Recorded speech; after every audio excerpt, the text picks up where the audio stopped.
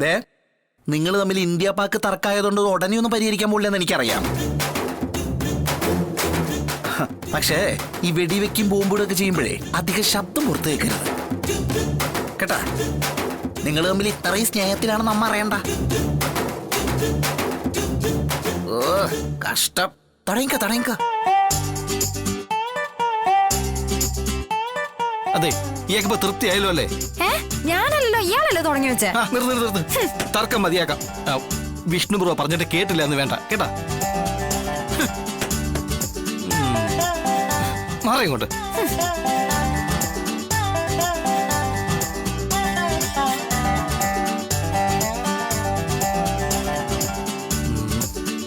മുഴുവൻ സമയവും മൊബൈൽ നോക്കിയിരുന്ന നവോധുവിനെ ഭർത്താവ് എടുത്ത് കിണറ്റിലിട്ടു. ഒരു നവവധുവിനെ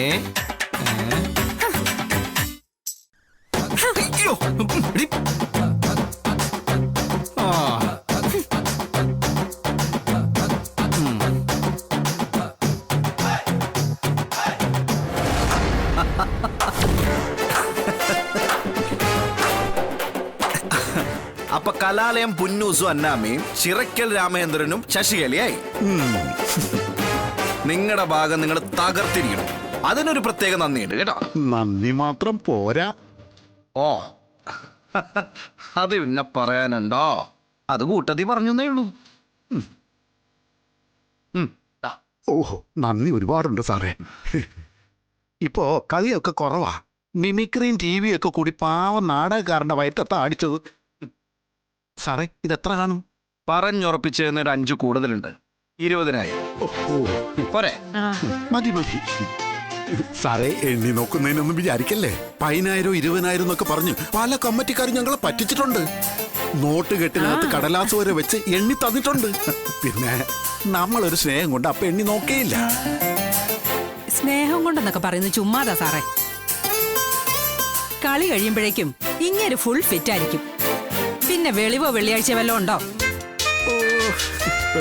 എണ്ണി നോക്കി അത് തലേ നിൽക്കുവോ? അന്നമ്മേ, വേണ്ടാത്തത് പറയല്ലേ. വേണ്ടാത്തതോ? എന്റെ പൊന്ന് സാർ, ഇതൊന്ന് കേക്കണം. കോട്ടയം കലാഭദ്രയുടെ 3-ാം നാൾ ഉയിർപ്പെന്ന നാടകം പന്തളത്ത് കളിച്ചോണ്ടിരിക്കുമ്പോ യേശു ക്രിസ്തുവായിട്ട് കുരിശേ കടന്ന് ഇതിയാൻ ചാരായം മൂത്ത് മൂക്കും കുത്തി ഒറ്റ വീഴ്ചയാ. അടുത്ത സീനിൽ ഉയർത്തെഴുന്നേൽക്കേണ്ട യേശു ക്രിസ്തു പിന്നെ 3-ാം നാളാ തലപൊക്കിയത്. എന്നിട്ട് 3 ദിവസം കാത്തിരുന്ന കമ്മിറ്റിക്കാര് അടുത്ത സീനിൽ ഉയർപ്പും കൂടി കാണിച്ചിട്ടാ ഞങ്ങളെ അവിടുന്ന് വിട്ടത്. 32, 33. യേശു ക്രിസ്തു ഉയർത്തെഴുന്നേക്കാത്തത് പള്ളിയിലച്ഛന് പിടിച്ചില്ല. ക്രിസ്തു ഉയർത്തെഴുന്നേറ്റിൽ നിന്ന് വന്നാ വിശ്വാസികളെ നഷ്ടപ്പെടുമെന്ന് അച്ഛൻ പറയുന്നത്. കറക്റ്റ്. ഓ അയ്യോ സാറേ, ഇവള് പറഞ്ഞതല്ല, പണം കറക്റ്റാന്നാ പറഞ്ഞത്. 20,000 തികച്ചോ? എട്, എന്റെ കാശെട്. കാശോ? ഏത് കാശ്? ഞാൻ അഭിനയിച്ചെന്റെ കാശെടുക്കാൻ. അഭിനയിച്ചെന്റെ കാശേ? ആഹാ. അവളങ്ങ് അഭിനയിച്ചു പൊളിച്ചു. എടി, ഞാൻ സപ്പോർട്ട് ചെയ്തില്ലെങ്കിലേ കാണായിരുന്നു. എല്ലാം കൂടി കൊളാക്കിട്ടെ പോലീസ് ലോക്കപ്പിൽ ഇപ്പൊ 2 കൂടി കിടന്നേനെ. നിങ്ങൾ എന്ത് സപ്പോർട്ട് ചെയ്തെന്നാ? കഥാപാത്രത്തിന്റെ പേര് പോലും മറന്നുപോയി തട്ടേ കയറി നിന്നപ്പോ. ഡയലോഗ് തെറ്റിച്ചു, എന്നിട്ടാ വലിയ സപ്പോർട്ട്. ഇതിന്നും 2-3 തന്നേക്കാം. മിണ്ടായിരിക്കടി. 2-3 ദേ, പതിവ് നാടക നടിമാരോടുള്ള വേഷം കൊണ്ടൊന്നും എന്റെ അടുത്ത് എടുക്കല്ലേ. ഇത് കലാലയ അന്നാമ്മ. എനിക്ക് 10,000 തികച്ചു വേണം. നീ എന്റെ ഇന്ന് വാങ്ങിച്ചോണ്ടേ പോവും. ഇത് കണ്ടോ സാറേ, ഇങ്ങനെ ചെയ്യുന്നത് ന്യായമാണെന്ന് സാറ് തന്നെ പറ. അതെ, എന്റെ പൊന്നന്നാമേ, നിങ്ങൾ ഭാര്യയും ഭർത്താവാണല്ലോ എന്ന് കരുതിയിട്ടാ ഞാൻ കാശ് പുന്നൂസിന്റെ കയ്യിൽ തന്നെ കൊടുത്ത്. തട്ടേ കയറിയ ഭാര്യയെന്നോ ഭർത്താവെന്നോ അളിയനെന്നോ കുഞ്ഞമ്മയെന്നോ ഒന്നുമില്ല സാറേ. കഥാപാത്രം മാത്രമേ ഉള്ളൂ. നാടകം കൊണ്ടുപോകുന്നത് ഞങ്ങൾ നടിമാരാ, പക്ഷെ ഞങ്ങൾക്ക് എന്നും അവഗണന മാത്രമേ ഉള്ളൂ. അല്ല, എന്നൊരു കാര്യം ചെയ്യാം, അന്നാമയ്ക്ക് വേണമെങ്കിൽ ഞാൻ വേറെ പണം. വേണ്ട സാറേ, പറഞ്ഞുറപ്പിച്ചതിൽ കൂടുതൽ പണം കമ്മിറ്റിക്കാരുടെ കയ്യിൽ നിന്ന് വാങ്ങുന്ന ആ പതിവ് കലാലയ അന്നാമയ്ക്കില്ല. പിന്നെ മാനേജർ വിഴുങ്ങിക്കോട്ടെ എന്ന് വെക്കും. പക്ഷെ അവന്റെ ഒക്കെ കുടുംബം കോളം തോണ്ടി പോകത്തേ ഉള്ളൂ. അല്ല അന്നാമ, ഇതിപ്പോ അന്നാമയുടെ കുടുംബം തന്നെയാണല്ലോ. അതുകൊണ്ടെന്താ, നാടക നടിമാരുടെ പിച്ചപാത്രത്തിൽ കൈയിട്ട് വരുന്നവനെ കാലപ്പാമ്പ് കടിച്ചു പോകത്തേ ഉള്ളൂ.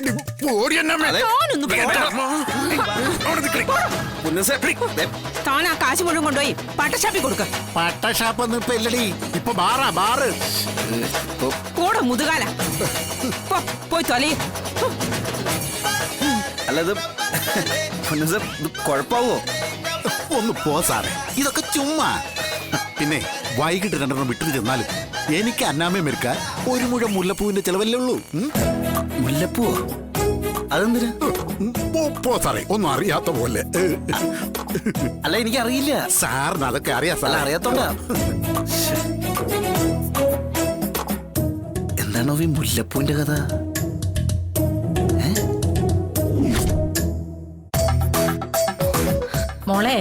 മോള് ഭാഗ്യവതിയ. ദീർഘ സുമംഗലി യോഗവും സന്താനഭാഗ്യവും എല്ലാം ഉണ്ടാവും. അച്ചട്ട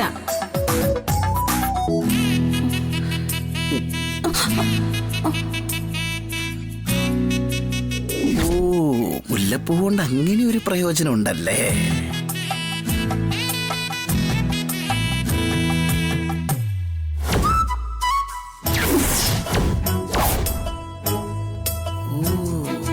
അപ്പൊ അവിടെ കൂടി മുല്ലപ്പൂ ഒന്ന് പരീക്ഷിച്ചാലോ?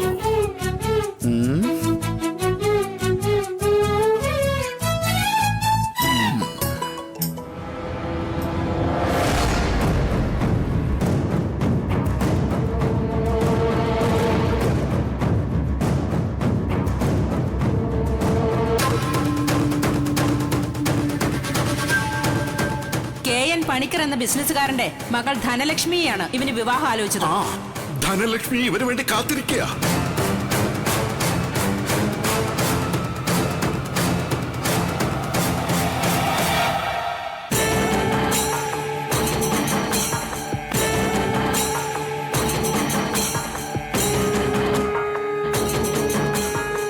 ഇനി എന്ത് ചെയ്യും അമ്മ?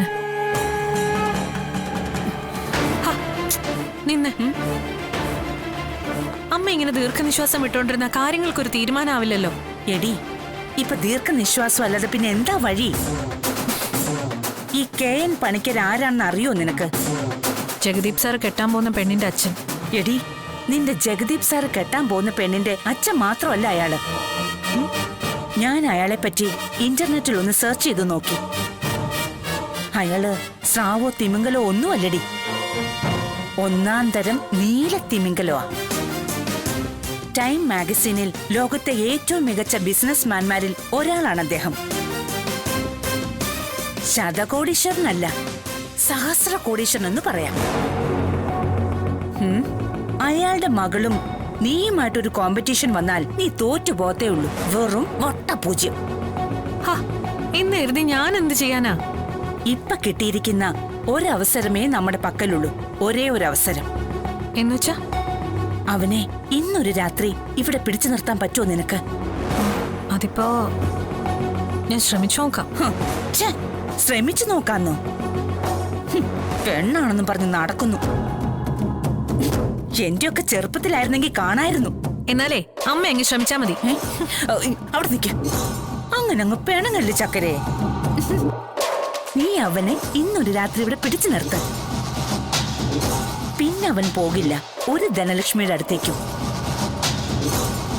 നമ്മൾ അവനെ മണിച്ചിത്ര താഴിട്ട് പൂട്ടും. പിന്നെ അവൻ നമ്മുടെ അടിമയാ, അടിമ.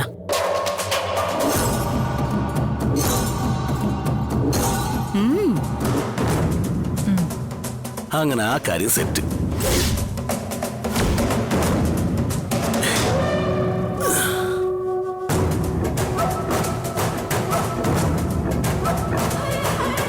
ഇട ഇട്ട് മൂടാനുള്ള പണം അവളുടെ അച്ഛൻ UK സമ്പാദിച്ചതും പിന്നെ അവളുടെ അമ്മ ബിസിനസ് ചെയ്ത് ഉണ്ടാക്കിയതായിട്ടുണ്ട്. ഇതാണ് ആള്, സുസ്മിത. എന്താണ് നിന്റെ തീരുമാനം? കൊടാശന കൈ.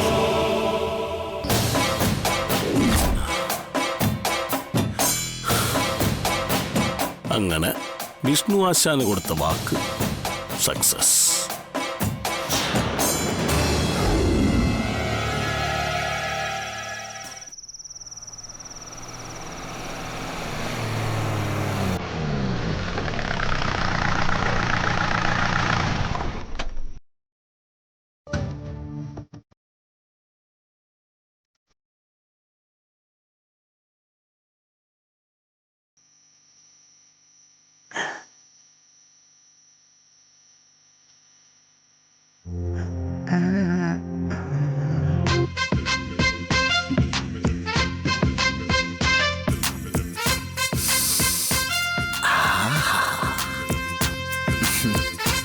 രോഹിത്തിന്റെയും ശ്യാമയുടെയും പിണക്കത്തിനുള്ള ശാശ്വത പരിഹാരം. ഉം.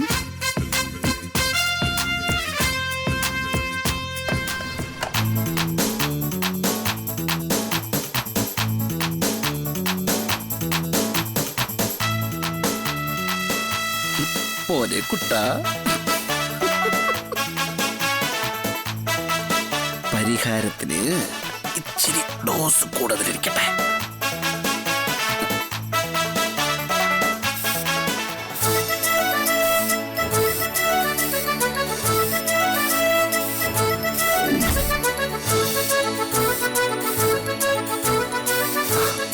മതി.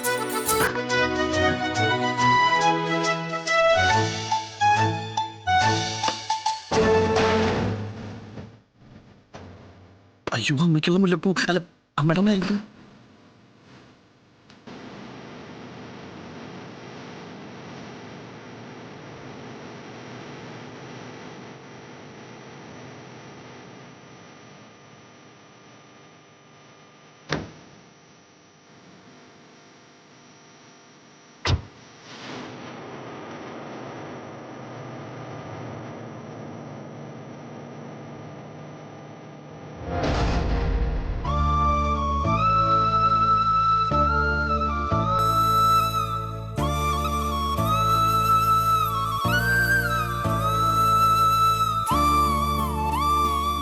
ശാലിനിക്ക് ഇതുവരെ വിശേഷം പോലും ആയില്ലേ?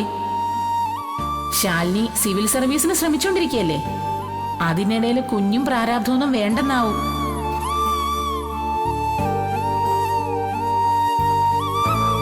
ആ അമ്മ, അച്ഛാ, അമ്മടെ മരുന്ന് ദാ.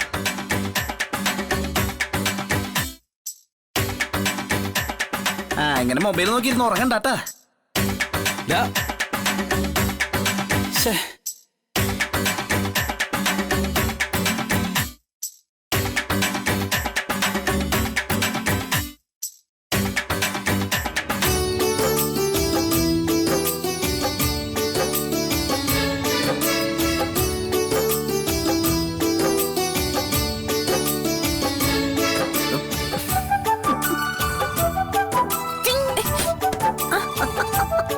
എന്താ വിഷ്ണുട്ടാ താമസിച്ചേ? ആ, അതൊക്കെ പിന്നെ പറയാം. ആദ്യം ഇയാളതുകൊണ്ട് ശ്യാമയ്ക്ക് കൊണ്ടേ കൊടുക്ക. ശ്യാമയ്ക്കോ? എന്താ ഇത്? മുല്ലപ്പൂവാ. മുല്ലപ്പൂവോ? അത് വേണമെന്ന് അവള് പറഞ്ഞോ? പറഞ്ഞിട്ടൊന്നുമില്ല. പിന്നെ കൂടുതൽ ചോദ്യങ്ങളൊന്നും വേണ്ട. ഇയാളിപ്പോ കൊണ്ടേ കൊടുക്കുകയാണെങ്കിൽ കൊടുക്ക. ഈ സമയത്ത് അവക്കെന്തിനാ മുല്ലപ്പൂവ്? കിടക്കാറായില്ലേ? അതെ, ഇയാളൊരു 100 ചോദ്യം കൊണ്ട് ചോദിക്കാനല്ല പറഞ്ഞ അനുസരിക്കാനല്ലേ. അപ്പൊ പറഞ്ഞ എങ്ങനെ അനുസരിക്കാം? കാര്യം അറിയാതെ ഞാനിത് ശ്യാമയ്ക്ക് കൊണ്ടുപോയി കൊടുക്കത്തില്ല. ഉറപ്പാണ്? ഉറപ്പ്. എന്നാ കേട്ടോ. ആ, എന്നാ ഞാൻ പറയാം.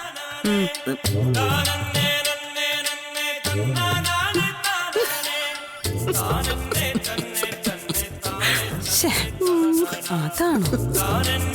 ഇപ്പൊ മനസ്സിലായ? ആ,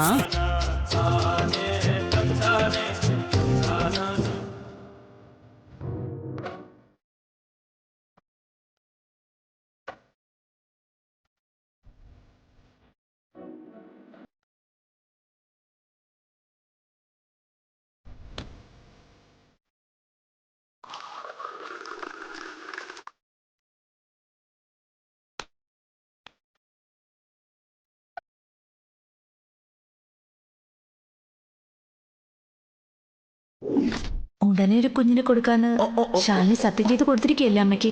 എന്റെ പൊന്നു മോളെ, അതിനൊക്കെ അതിൻ്റെതായിട്ടുള്ള സമയം വേണ്ടേ? ഇത്ര ദിവസത്തിനുള്ളിൽ കുഞ്ഞു പറക്കണമെന്ന് നിബന്ധന വെക്കാൻ പറ്റുമോ ആർക്കെങ്കിലും? ഈ പറഞ്ഞ അമ്മ തന്നെ അടുത്ത ആഴ്ച വന്നിട്ട് കുഞ്ഞിന്റെ കാര്യം എന്തായിരുന്നു ചോദിക്കോ? അതിനുള്ള ശ്രമം നടത്തുന്നുണ്ടെന്ന് പറഞ്ഞാൽ തീർന്നില്ലേ? സൂപ്പർവൈസറിന്റെ മേൽനോട്ടത്തിൽ വെക്കാൻ പറ്റുമോ?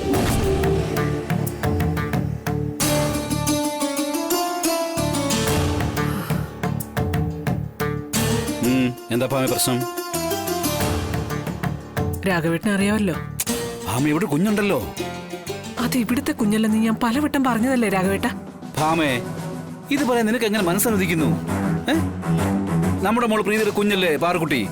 നമ്മുടെ സ്വന്തം ചോര. അവൾക്ക് വേണ്ടി നമ്മൾ എന്തെല്ലാം പ്രാർത്ഥനകളും പൂജകളൊക്കെ നടത്തിയിരുന്നു. എന്തെല്ലാം പ്രാർത്ഥനകളും പൂജകളും നടത്തിയാലും നമ്മുടേതല്ലാത്തതൊന്നും നമ്മുടേതല്ല രാഘവേട്ട. ഭാമേ, അതെ, ഈ പണി ഫലിച്ചാണ്ടല്ലോ, നാളെ മുതൽ അടിപിടി ബഹളമൊന്നുമില്ല. സർവ്വ ഇന്നത്തോടെ കലാസ്. പിന്നെ അവരുടെയും നമ്മുടെയും ജീവിതത്തിൽ സമാധാനം സന്തോഷം മാത്രം. സംഗതിയൊക്കെ കൊള്ളാം. പക്ഷേ ഞാനിത് എന്ത് പറഞ്ഞ് ശ്യാമയ്ക്ക് കൊണ്ടുപോയി കൊടുക്കും? അല്ല ആടോ, അതൊക്കെയാണ് മനസ്സിരുത്തിയാൽ നടക്കും. പ്രധാനപ്പെട്ട പ്രശ്നത്തിന് ഉത്തരം പറയാതെ രക്ഷപ്പെട്ടു പോലെ. മര്യാദയ്ക്ക് പോകുമ്പോൾ എന്താന്ന് വെച്ചാ പറ. എന്റെ പൊന്നോ, ഇത് സംഘടിപ്പിക്കാൻ പറ്റ പാടാ എനിക്കറിയാം. അപ്പോഴാണ് അത് കൊണ്ടേ കൊടുക്കത്ര ബുദ്ധിമുട്ട്. ഓ 2-3 മുഴം മുല്ലപ്പൂ സംഘടിപ്പിക്കാനാണോ ഇത്രയും പാട്? അതിനകത്ത് മുല്ലപ്പൂ മാത്രമല്ല, പിന്നെ അത് തനിക്കറിയാൻ പാടാത്ത പല സംഗതികളുണ്ട്.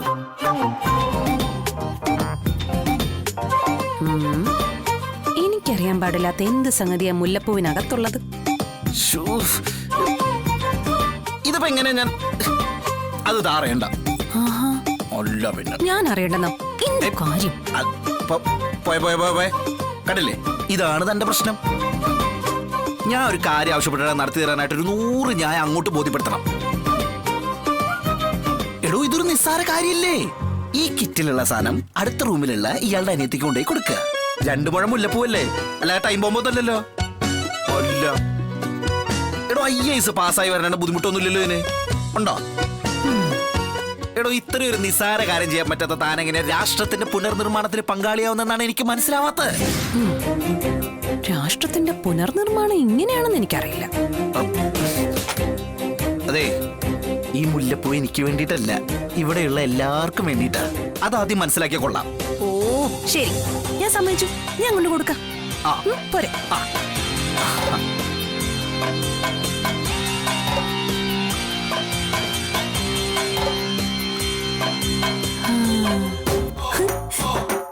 ഈ മുല്ലപ്പൂവാണോ ഞാൻ ശ്യാമയ്ക്ക് കൊടുക്കണ്ടേ? അതോളെ തല്ലിച്ചെടുത്ത് നന്നാവും.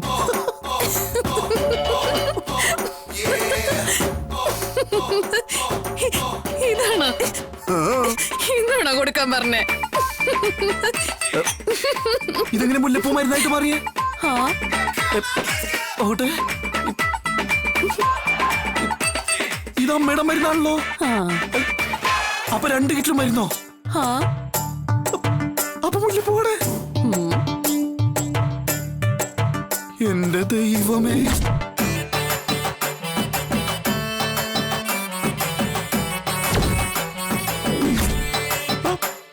അതാണോ ഞാൻ അമ്മയ്ക്ക് കൊണ്ടേ കൊടുത്തേ?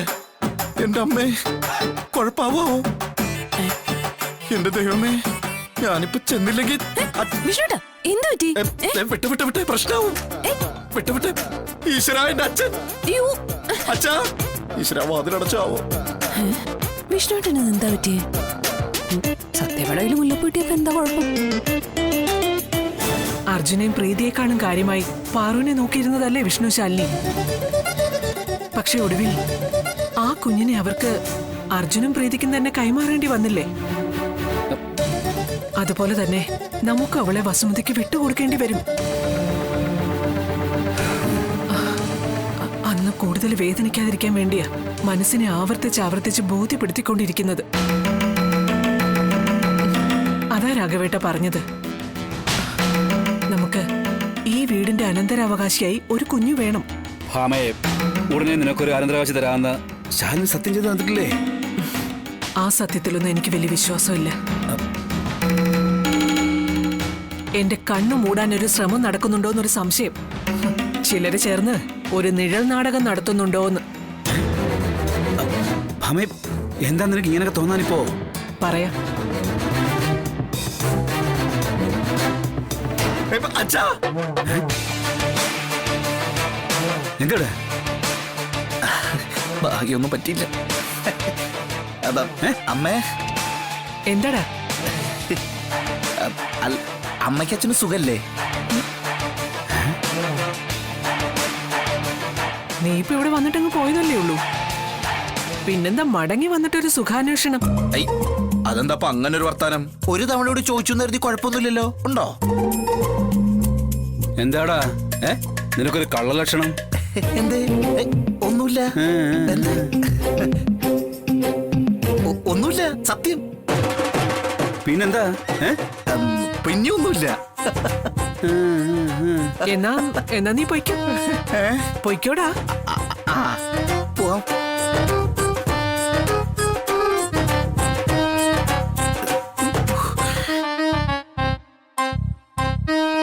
എന്താടാ?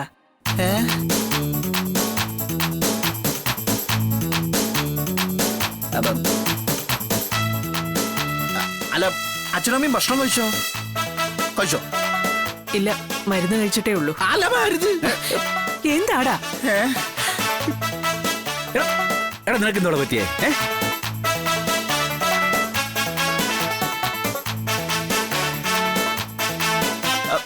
എന്നാ ഞാനൊരു സത്യം പറയാം. ആ കിറ്റിൽ മരുന്നില്ല. കിറ്റ് മാറിപ്പോയി. ഇതിനകത്താ മരുന്ന്. ഓ, അപ്പൊ ഇതിലെന്താ? അയ്യോ, അല്ല, അതിലൊന്നുമില്ല. നീക്ക് നോക്കട്ടെ. അല്ല, നോക്കണ്ട. വേണ്ടെന്ന്. അയ്യോ.